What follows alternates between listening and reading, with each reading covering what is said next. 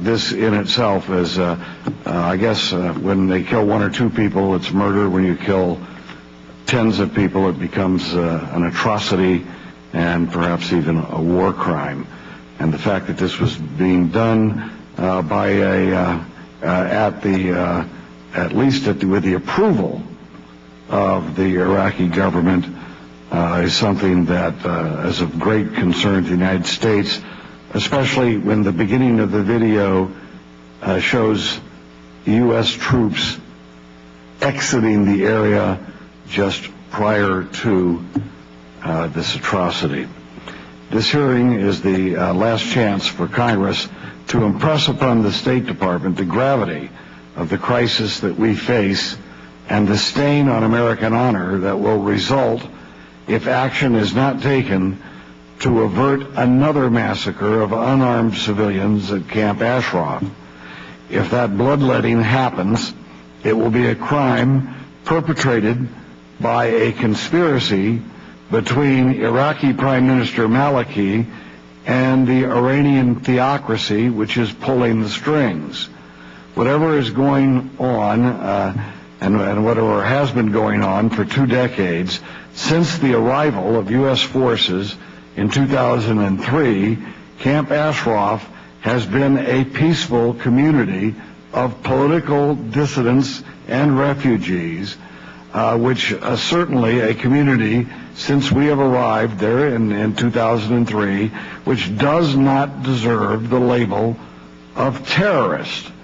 As we've been told by the UN High Commissioner on Refugees, that the U.S. terrorist designation, and this is representatives of the U.S. High Commissioner, I might say, have in the past told us that the terrorist designation is a major obstacle to finding safe places to relocate Camp Ashraf's residents outside of Iraq. And the United States listing of the MEK as terrorists will be used by Maliki to justify his murderous cooperation with Iran. Why are we, the United States, being an accomplice to this crime? If they are deported or subjected to another massacre, the blood in the sand will also stain the Gucci shoes of our U.S. State Department. Maliki's alignment with the vicious Iranian theocracy is clear. To please his Tehran masters, he has already inflicted violence and death on the Camp Ashraf population.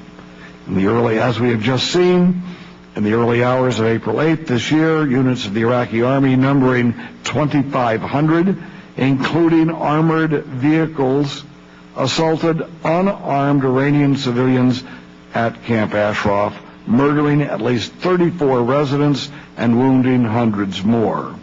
As we saw in the video, this wasn't just random shooting.